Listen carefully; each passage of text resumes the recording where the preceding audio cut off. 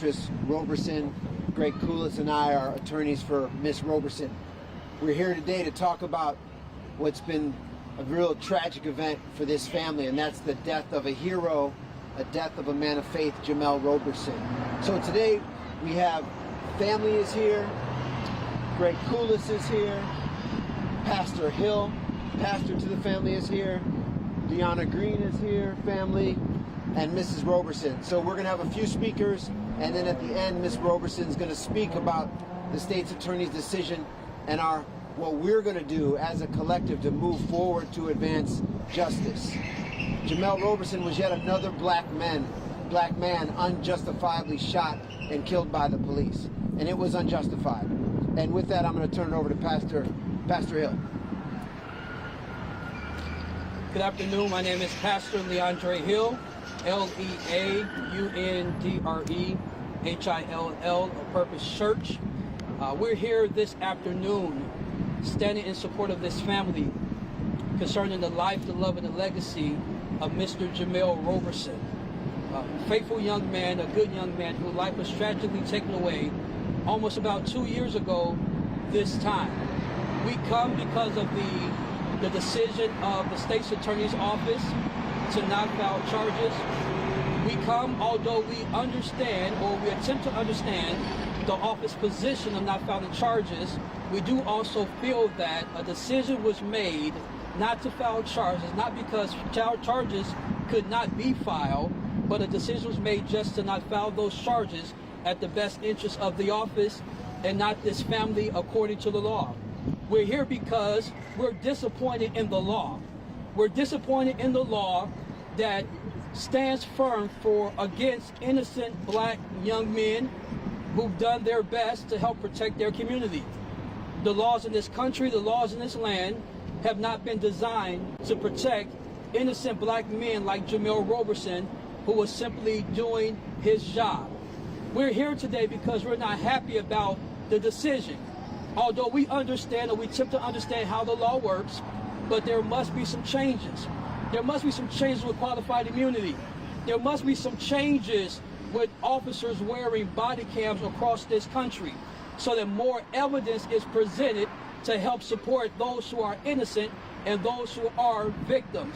There also must be some changes so that people in political positions, people in court decisions, are people who identify with the community and also look like the community. And so we come today standing in unity, love, and support for Mrs. Roberson, for her children, for her grandchildren, all those who are hurt today because of the decision that was made for charges not to be filed. We pray for God's grace upon this family, God's grace upon this community, and may Jemel rest in peace, and may he all long be recognized as the hero that he was. Now we're going to have Steve Sorowitz come, who is a close family friend and has taken a big interest in this case and this issue across the country. I met Beatrice shortly after this happened.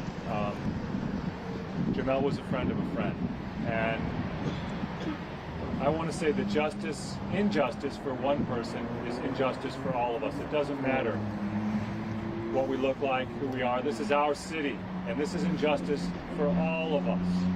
And we need to stand together for justice, and we need to make our city a better city that's not just for some people who look like me, but for all of us. Jemel was not just an innocent man. As Pastor Hill said, he was a hero. And this is not the due for a hero. We need justice for Jemel, and we're not going to rest till we get justice for Jemel. We'll be releasing a video. My company, Wayfair Studios, has prepared a video which you'll be getting, talking about this case. This is a good guy with a gun. Jemel didn't deserve what he got. He deserves justice, and we will not rest until that happens. Next, I want my co-counsel partner and prominent civil rights attorney, Greg Koulis, to make a few remarks. Good afternoon. My name is Gregory Koulis. I, along with Andrew, represent Beatrice Roberson. I initially filed this lawsuit, and when I came about to learn about what occurred. We learned that Ian Covey, when he saw a black man with a gun, he thought criminal. Unfortunately for Jemel, and unfortunately for what we're facing today, Jemel was a hero. Jemel was saving lives. Jemel did his job. He did what he was hired to do, and unfortunately he was killed.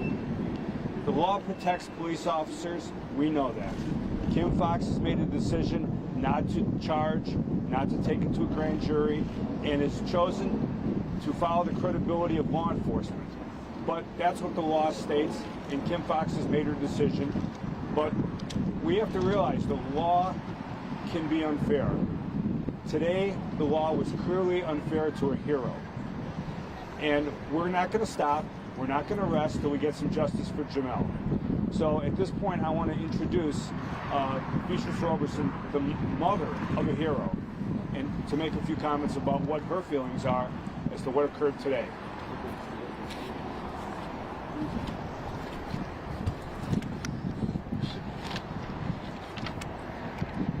Hi, my name is Beatrice Roberson. I'm Jemel's mom. I had wrote down a statement that I would like to read because I forget a lot of stuff. But I want to read this, and then I will have some comments. Okay? It's been almost 2 years since my son Jemel was murdered, and his murder has not been charged. After learning that the state's attorney's office will not be charging Ian Covey for the murder of my son Jemel, I was devastated. State's attorney Kim Foxx and her office has let my family down by not bringing charges against Ian Covey. I will not stop fighting for Jemel as long as I live. As long as I live, I'll be trying to get justice for that he deserved. My family and I will never be able to put this behind us. Ever since that morning, November 11, 2018, my whole life has changed. I'm very hurt with the state's attorney's office decision not to charge Ian Covey for my son's murder. Jemel was a person that loved life and people and was always trying to protect people. My son deserves justice. I will continue to fight for him as long as I live. When it came to Jemel for justice, justice was blind. When it came to my son, where was the justice system? It was blind towards my son. He had respect for law enforcement. The law that are in place now only work for certain people, and it needs to be changed. It needs to be changed now, and I will be working on that. I will continue to work to get Ian Covey charged because he should be. He goes home to his family and children, but Jemel will never come home to his children or his family. All I want is justice for my son, Jemel Roberson, a good guy that lost his life saving people that night on November 11, 2018. Police officers need to be accountable for their action to stop killing our children. I pray that not another mother has to go through what I'm going through. Justice for Jemel Roberson. Someday, the fight will continue to go on as long as I am alive. My son did not deserve that. I'm very, very disappointed in the state's attorney's office. Jemel was a good guy, as they said, with a gun. I don't understand all the law. I really don't. I know one thing, that the law needs to be changed. And I know this, that it only works for certain people. I know that for a fact. But it needs to be changed. My son wasn't the kind of person that goes around and depend on somebody to take care of him. He worked. He struggled, but he worked. He took care of himself. And he did not deserve that. Ian Covey needs to be charged. And we're not going to stop. I'm not going to give up. I can't. I haven't rest. It's been almost 2 years. I wake up every Sunday morning, 3:30, 4 o'clock in the morning, because that's the time that I got the news that my son had been shot. So it's hard. It's really, really hard. But my thing is, they need to be charged. Laws have to be changed. I don't understand them. I really don't. But they do need to be changed. They need to stop killing our kids. They said Black Lives Matter. To who? Black Lives Matter to me. Who life did Jemel matter to? It mattered to his mother and all the rest of it. All lives matter, but black lives. You know, I'm really tired of going around seeing all these signs. Black lives matter, black lives matter. No, it doesn't. To who? We need to do better than what we're doing. The police need to be stopped. They need to give an accountable. They need to be accountable for what they do. And Ian Covey needs to be charged. And like I said, we're not going to stop until something happens. We want justice for Jemel. I want justice for my son. And he said, rest in peace. I don't think he's resting in peace because his mom is not at peace. I try to be at peace, but I'm not at peace. And I'm not going to be at peace until we get justice for my son.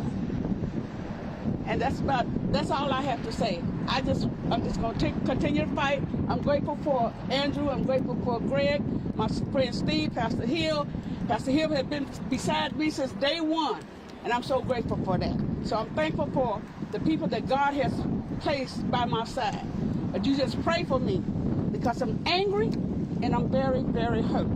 And I just don't have no trust in the justice system.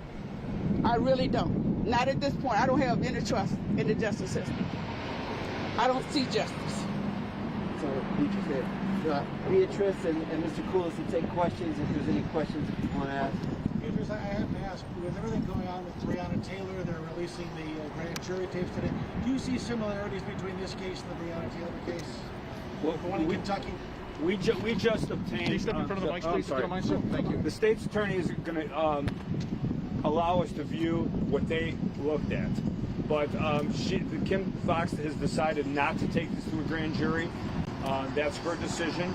We may disagree with that decision, but we'll have an opportunity to at least look at what she looked at. So that is going to be released to us, has been just released to us. Did you say to those who claimed the officer didn't know that Jemel Roberson was not the suspect? They had no idea when they pulled him. An officer is trained to reprocess things, I think, by a second or two. They're trained to reprocess as they go into a situation. We believe that there was enough in there to question his actions. He knew there were other police officers walking, or as far as we know and seen, there were other police officers walking calmly in the back of that building, where things were under control. And we believe there were people who yelled and told Ian Covey not to shoot. So you mentioned changing the law. Do you think that Kim Fox was held back by what the law is now from filing charges, or do you think she made the wrong call? Well, we haven't seen everything that she has looked at. Again, we don't know how cooperative some people were, how cooperative some of the witnesses were. But at the same point, she could have decided to let a grand jury make that decision. As Pastor Hill has said, she's decided not to charge, not to take it to a grand jury. It is very difficult in America and in Chicago based on the criminal statutes. And because the criminal statute is beyond a reasonable doubt, Kim Fox was put in a tough position based on the evidence and based on their investigation. You know, this family and Miss Roberson are going to work hard to change laws so officers are held accountable. Like, even in the Breonna Taylor case, Charlie, I mean, that was a disappointment. Those charges were disappointing. But we're going to move forward and try to address those issues as we can. But the state's attorney's office has, as of this morning, turned over their whole file up. And to add to that, Kim Fox's office has also told us that if we can come up with other evidence, the door could still be reopened. So you will vote Kim Fox for her decision not to charge, and what charges did you want? And so based upon the law, our issue is that no one was willing to take the risk for Jemel Roberson. The law was a law on her behalf, but she could have made the decision to file charges and let a grand jury or a court make the decision.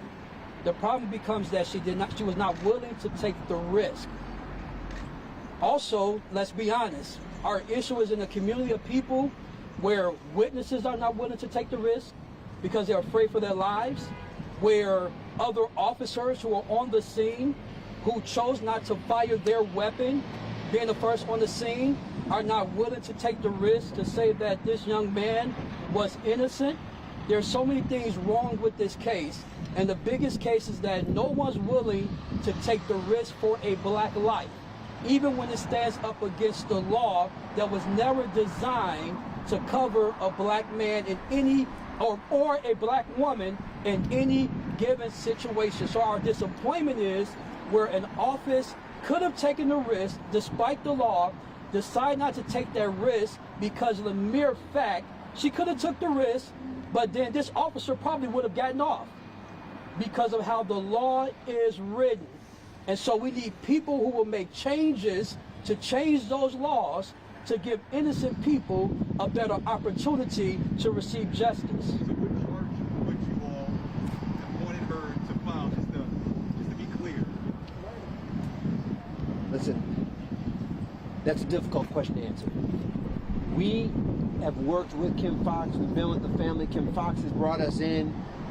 They reviewed the evidence. So, you know, it was a difficult decision for her. We are disappointed. The family is devastated. I think the focus has got to be on how do we change the laws moving forward so there's not additional Jemel Robersons. That's our position. Andrew, is there a civil case in this matter, or what's the steps? There is, well, Mr. Koulis we had the federal civil rights case on behalf of the family. We're no longer involved. There is a pending action in state court on behalf of Jemel's daughter, but Greg and I are not involved in that, and we're going to work with the family to pursue justice outside of the courtroom. Do you see a window here?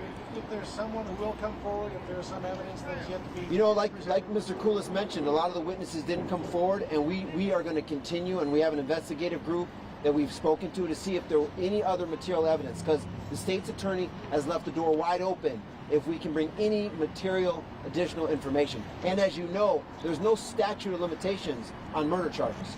So if there is new evidence and we bring that to the state and they can charge, that there's not a statute of limitations on that.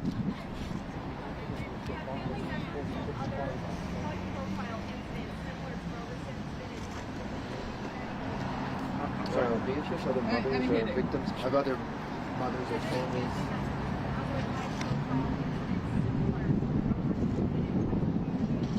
No, not at all. Okay, thank you very much. Thank you. Very much. Siobhan, did you want to say something?